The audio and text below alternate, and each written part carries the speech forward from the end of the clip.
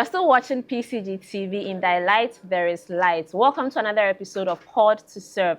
This is where PCG TV gives us the opportunity to know our agents in charge beyond the pulpit. I am Abena Mandi. Do stay with us.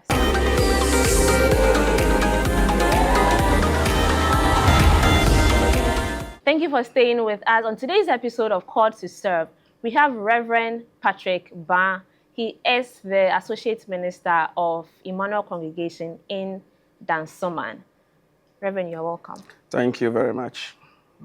You look so calm. I like how relaxed you are. Naturally, I am calm. Oh, okay. Yeah. That's a good one. And I'm trying as much as possible to appear relaxed. Oh, well, let's take it briefly now. Briefly tell us a bit about your childhood and how you grew up, your family background, and how you got here. All right. My childhood is pretty straight and simple. The name that you mentioned, I would like to insert my day-born name. Okay. So on record, the name is Patrick Kwesi Baah, Reverend Patrick Kwesi Baah. Yeah. Thank you. I was born and bred in Accra, spent almost the whole of my teen years and adult life in Accra. I grew up with a siblings of five boys, no girl. Okay. Yeah, so you can imagine how the home would be like. Yeah. Were you the first or you are in the middle? I'm the middle, Okay. the third born. I'm the third born. And I can say I'm my parents' favorite. I hope my siblings are not watching. Yeah. So I schooled in Accra from primary, JHS, SHS in Accra, Accra Academy, until the university when I went outside Accra to the KNUST. Okay. Yeah. So apart from going to KNUST for my university studies, all of my time I had spent in Accra. Which part of Accra did you grow up? Well, I can say around Achimota, La Paz. Oh, okay. Yeah, Achimota, La Paz. All my teen years were spent around that enclave. Area. Yeah. Were you a Christian growing up? Well, yes. My parents were both Christians. My mother is a Presbyterian. My father, God bless his soul, was a Catholic. So we were born and bred in a Christian home. Yeah. Which particular denomination we started with wasn't pretty straightforward. My parents were a bit flexible, so they allowed us to taste other denominations. So regarding the denominations, I had attended Pentecost before. I have attended Apostolic. I have attended Baptist. I have attended Assemblies of God. And then when I got to JHS, I stuck with Catholic. So I started going to church with my father. Then after JHS, I switched and then joined my mother in a Presbyterian church. And that is where I have been since. Okay, I want to know if you were conscious that I am a Christian, I am living my life for God. Were you conscious of that growing up? Or you had to get to a point where you had to be conscious and then deliberately switch? Yeah, sure. Growing up, Christianity, as we understood, was going to church. So those who went to church, we knew them as Christians. Those who went to the mosque, we knew them as Muslims. Yeah, I grew up in the Muslim community, what you call the Zongo. So most of our friends were Muslims. So seeing them going to the mosque, we knew them as Muslims. And we, on Sundays, to be identified as Christians, we also needed to go to church. So we used to follow friends. Today, we follow a friend to Pentecost. Tomorrow, we go to Apostolic. So we're just going up and down. That was our definition of Christianity. Until, I would say, when I got to SHS. then I realized that Christianity was more than just going to church. It is a personal thing. You have to have personal conviction, have a personal relationship with Jesus Christ. And that is where I started reading the Bible for myself. And I realized that I needed to confess Christ as Lord personally. And that was what was needed to make one a Christian. This was done when you were in SHS? SHS, yeah. Okay, right. So from SHS, you have been, yeah, let's say from SHS, you have deliberately been with God Yeah. till now. Yeah. At what points did you decide to be ordained? To become a reverend minister. Yes. I never dreamt of it. Tell us about it. Yeah, I never dreamt of it or imagined it. Initially, you said I appear calm. Very. Naturally, that is my disposition. A bit shy. So to stand before the masses and then speak, that was unlike me. So if one had told me that I was going to grow up to become a reverend minister, I would just laugh. I would have just laughed in the face of the person. So this first came up when my mom and I visited a women's fellowship president. I think by then she was a national president. Yeah, so my mom had an issue which she needed to discuss with the woman. So I accompanied my mother. I told you I still am my parents' favorite. Yes. Yeah. So I tagged along. So when we went, as a good Christian, before the conversation began, the woman prayed and she bowed her head. So after prayer, she lifted her head and then she looked straight at me and said, if he grows up, he will become a reverend minister. By then, I had just completed JHS. So, and she added that whilst praying, she saw the collar. And that was an indication that when I grew up, I was going to become a reverend minister. I just laughed in my head. Was this woman a prophetess? She wasn't. She was just the Women's Fellowship president. And she is not known to walk in the prophetic. But I don't know what came upon her on that day. I didn't make much of it because that was not part of the plan I have for my life. I want to know how you took that information from there and how you appreciated the information when you realized that now it's time for you to go for training and be ordained. Yeah. Quickly, the information came. Quickly, I forgot about it. At that time, I was preparing to go to senior high school. Yeah. That was the bane of all my worries and my thought. To become a reverend minister was not part of it. So quickly, I forgot about it. It wasn't until after many years in the university that the thought and the idea came back again. What informed it? Well, at the university, my faith was sort of entrenched. Yeah. Before university, yes, I was drawn to the Bible. I confessed Christ as my personal savior, but I wasn't so much firm in the faith until I went to the grounds of the KNUST, where there were a lot of Christian activities and programs on weekdays, weekends, every now and then. So it was during my time at the university that I grew in faith and in my relationship with my Lord Jesus Christ. I remember a Christian friend who usually comes around. He moves from room to room and then he shares the message with the students. So I struck a relationship with him. And then whenever he moves around, he makes sure he stops by and then preaches the word to me. So through that relationship, I grew. And then I realized that what the woman said so many years ago is likely to be true. Not true to me yet, I saw a likelihood then. We take a quick breather here. When we come back, we will delve into Papa Baah's journey into his realization and how he has been performing in his ministry. Don't go anywhere. Stories come alive, voices are heard, and faith meets inspiration. This is PCG TV.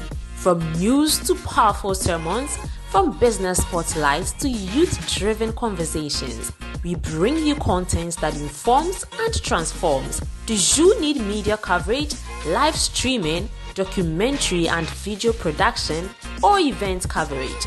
PCG TV is your best stop. Call us today on 0257 353 533 and follow us on all social media platforms at PCG TV.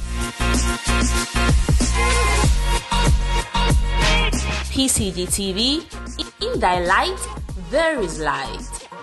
Welcome back. We still have Reverend Patrick Kwesi Baah with us, the Associate Minister of Emmanuel Congregation, Dansoman. Papa is telling us about how he became who he is right now. Now, Papa, briefly to support your calling, tell us about your training in ministry. Yeah. I mentioned that in university I got closer to God. Right. Yet I was not fully convinced that the Lord was calling me to become a reverend minister. The plan I had for myself was to complete school, get a little job to do, marry, and then give birth, live life. Simple. Simple. That was my plan. But after school, things did not really work out according to my plan, especially when it came to securing employment. It was difficult. The only employment I could gain was to be a pupils teacher. For that, I easily got it. So though I was not trained as a teacher, I ended up teaching in the classroom. So while I was teaching, I was still scouting around looking for employment. I tried every possible means until one day, I remember vividly, I had written an application letter. So I took it to this man of God to pray over the letter with a CV for me to submit it.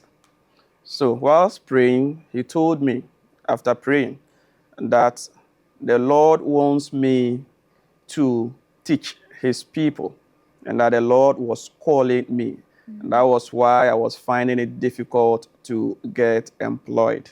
Wow. So it really hit me. So it was on that day that what the woman said years ago came back to mind. And it was on that day that I came to I came to accept the fact that the Lord was calling me. So from then, I started having the personal or developing the personal conviction. So it got to a point that I didn't need anyone else to tell me that the Lord was calling me. Deep within me, I sensed and I felt that indeed the Lord was calling me. Was that the same moment you applied to the seminary? No. Just around that moment, I got married. Okay. So I sort of told God, I'm getting married, so let me enjoy my marriage for 1 or 2 years, then I'll go to the seminary. In addition to that, I didn't really feel that it was time for me to go to the seminary. The fact that God was calling did not mean I could just rise up and then go to the seminary. So it was, I think, 2 years into my marriage that I clearly heard the voice of God that it is time. So I quit teaching and moved full-time into the seminary. Was it easy for you? Did you encounter any challenges? No, it was a very simple decision because I had come to accept it. And even before I got married, I told my wife that this is the plan ahead of me. She also accepted it. So we both knew that along the line, I was going to go into seminary. So when that personal conviction came, it was easy to drop everything and then move into the seminary. Right. Now, would you say that there is a peculiar gift from the Spirit that has aided your ministry right from training to this moment? I believe that every Christian has a particular gifting. Yeah. Some have many, but at the end of the day, we all have our core areas of giftings. Mine, when I started drawing closer to God, I realized my passion for studying the Bible. And I also realized that anytime I read the Bible, I sort of have to write something. That's teaching. Yeah. So my gift is a gift of teaching. Wow. Yeah. How long have you been an ordained minister? I'm my third year. Your third year? Yeah.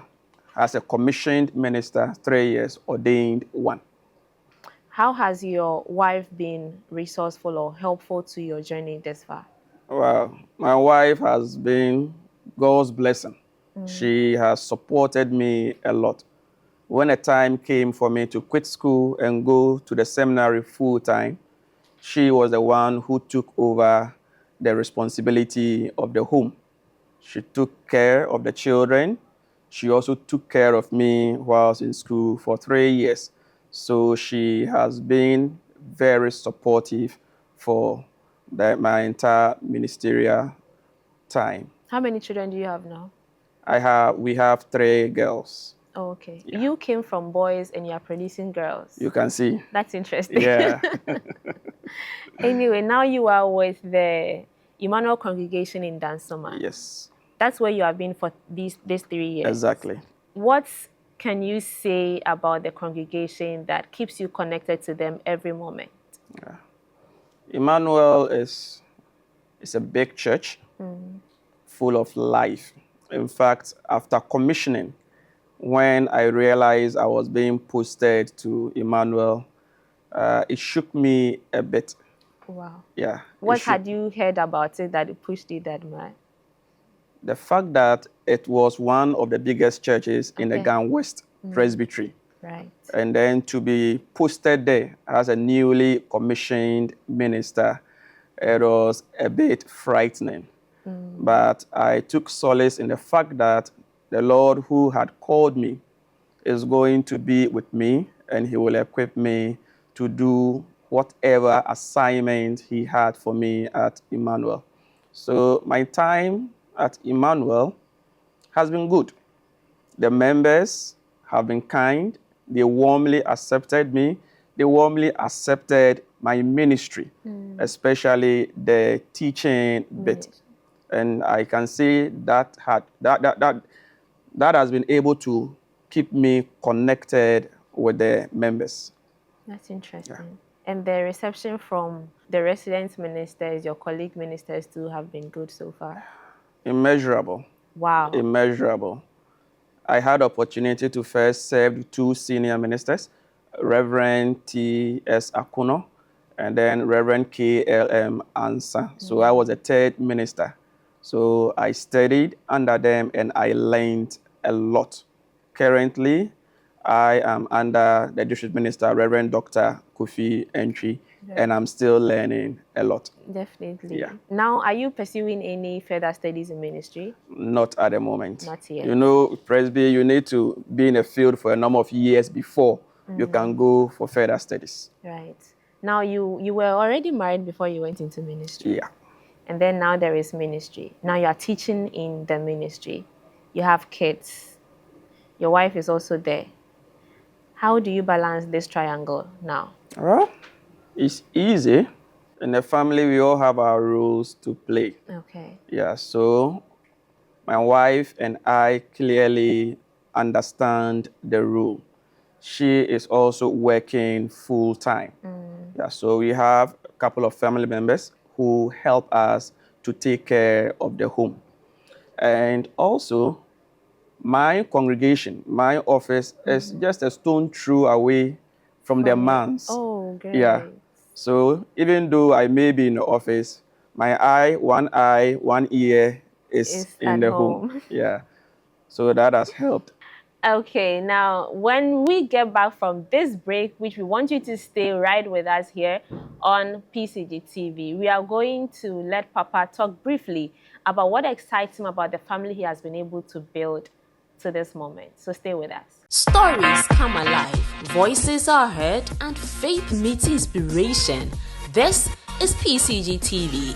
From news to powerful sermons, from business spotlights to youth-driven conversations, we bring you content that informs and transforms. Do you need media coverage, live streaming, documentary and video production, or event coverage? PCG TV is your best stop. Call us today on 0257 353 533 and follow us on all social media platforms at PCG TV. PCG TV, in thy light, there is light. Welcome back and thank you for staying. This is still Called to Serve right here on PCG TV. In thy light, there is light. And we are still with Reverend Patrick Kwesi Baah, the Associate Minister of Emmanuel Congregation, Dansoman, here in Accra.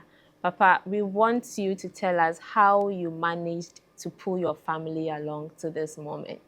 We know that ministry hasn't been all rosy. We know that building a family hasn't been all rosy as well. How did you pull yourself up to this moment? Well, by the grace of God. Grace, Yeah. right? Grace had brought us this far. So like I mentioned, my wife works full time. So during my days at the ministry, in the seminary, she took care of the home. After seminary, she's still supporting. Right. So it is by the grace and the mercies of God that has brought us this far. And I want to take a moment to appreciate Papa's wife. Thank you, Mama. Yeah, her name is Edith Baah. Edith Baah. Yeah. Yeah, so Mrs. Edith Baah, Yeah. thank you so much for keeping Papa to this moment as well and for supporting his ministry. Now let's move quickly into your vision. What's the bigger picture for ministry? Let's say 5 years. 5 years, go for further studies, and then grow in my call area as a teacher. Because with every gifting that God gives you, there is a need for you to grow. Right. And as you grow, you will realize, you will know that you are growing by the kind of fruit that the ministry is bearing. Are you mentoring any young people? I love the youth. I love the youth. So one of the first things I did when I got to Emmanuel was to gather the youth for regular prayer session. I mentioned that my gifting is teaching. So even whilst we are praying, I'll be teaching you the do's and the don'ts of prayer. So I gather a couple for a period of time. I take them through prayer teaching service. Then when we are done, I let them go. I gather another group, and that is what I have been doing ever since. Okay, before we come to generally getting something for the youth, you now are an ordained minister. We still have people in the seminary who are aspiring to be ordained ministers. What word would you give to them? I would tell them to keep focused, to keep focused on the call that they had received. They should not allow anything to take their focus off Christ. Right. Christ is the reason for the call. So going through seminary, after seminary, becoming a reverend minister, we should do everything and anything for the glory of God. Because at the end of the day, it is all about Him. So keep your eyes on Jesus. Keep your eyes on Jesus. And then to us, the general public, the youth, the aged, the children, whoever we want to become, but not agents or ministers in charge of God's vineyard. What would you say to us? We've all been called into the vineyard. some into the pulpit and the LinkedIn, some into the marketplace. Whoever you are, so far as you call yourself a child of God, God has a specific assignment for you to undertake, to complete on this earth before he meets you. So let us all make it a point to discover that particular assignment.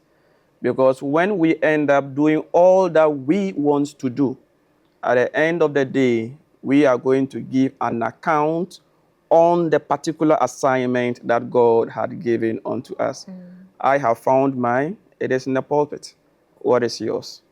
Right. What is yours is a big question that only people like Reverend Patrick Kwesi Baah and his team would be able to guide us to do this. And today on Called to Serve, we hope that Papa's presence here has ignited your quest to find which one is your calling. Now, briefly, Papa, before we wrap up, what's your favorite Bible text? So many.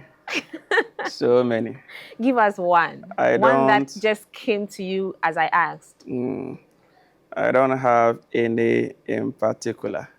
But what comes to mind, I would say that because of what that scripture informs us, though it may appear very simple, without salvation, all other things that we get from Christianity, we cannot attain.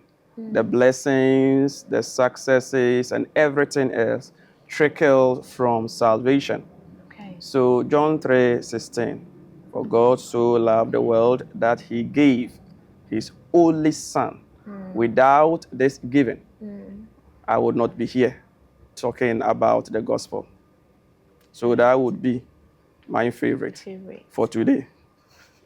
Thank you. Thank you for the word of the day on Call to Serve here. We have John 3:16, for God so loved the world that he gave his. You know the rest, right? So complete it. And then let's hear your comments and thoughts right here on Call to Serve. This is how we wrap up this episode. We have been with Reverend Patrick Kwesi Baah, Associate Minister of Emmanuel Congregation, Dansoman. Thank you so much for staying with us. We hope that this episode has inspired you and has informed your connection with God. This is still PCG TV. Stay with us. We have more for you. Stories come alive, voices are heard, and faith meets inspiration. This is PCG TV. From news to powerful sermons, from business spotlights to youth-driven conversations, we bring you content that informs and transforms. Do you need media coverage, live streaming, documentary and video production, or event coverage? PCG TV is your best stop. Call us today on 0257 353 533 and follow us on all social media platforms at PCG TV.